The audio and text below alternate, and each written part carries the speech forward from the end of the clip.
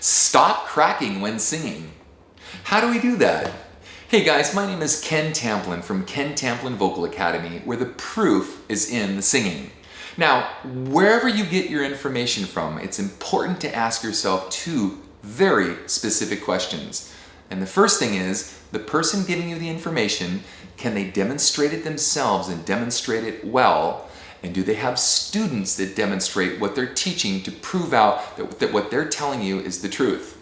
Here at Ken Tamplin Vocal Academy, we have over 300 videos with dozens of students demonstrating and proving out what we teach to give you honest, legit information. With that said, how do we not crack when we sing? Well, why do we crack when we sing? I think that's the biggest, most important question. And to answer that, there's many reasons, but there's two big reasons. And the first one is physiological. There's a physical strength training of building up to a certain point so that we're strong enough to be able to hold a note. There's a second part too, which is psychological, which has to do with nerves and being afraid to sing in front of someone or being afraid of the high note. Now, I have a singing course called How to Sing Better Than Anyone Else at kentamplinvocalacademy.com, where I walk you through step by step all of these different things on how to strength train, how to think about the notes psychologically so you're not afraid of the high notes or you're not afraid of an audience. I also have some cool tutorials. Check out my Fear of Singing video. It's on YouTube. You'll like that. But the first thing is I want you guys to go refer back to my video called Diaphragmatic Support. We're going to do a couple of scales here. I want you to do them with me, but you have to know how to control your diaphragm first to be able to relax the chest and the neck and the throat so that you're not choking off the cord and panicking by the time you get there, whether you're holding a note or worried about singing a high note or just a phrase that's a little hard to sing. We're going to do 3 vowels, oo, o, and ah, and it's going to go like this. Now guys, I'm going to do this in a lower register for the mean average of where most guys are. Ladies, you'll do this up an octave. La, o, ah. You want to feel the freedom in the throat and the strength in the abdomen because you know how to control abdominal strength. Now in the back of the throat, I have another component, a video that goes along with this called open throat technique, where you want to have the back of your throat stay completely open, your tongue drop to the base of the jaw,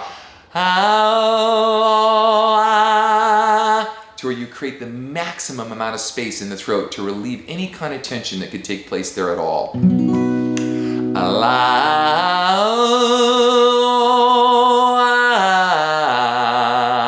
The strength coming from your diaphragm. It's the engine that drives your car.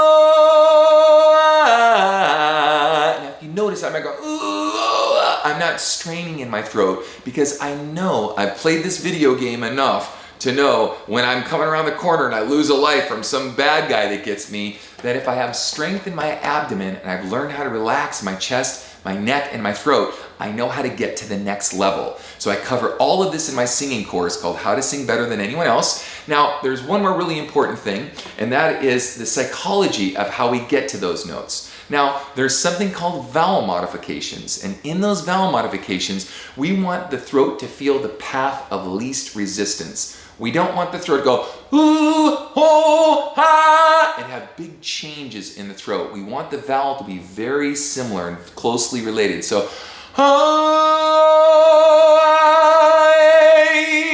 right? So that they're all very similar in the way they feel.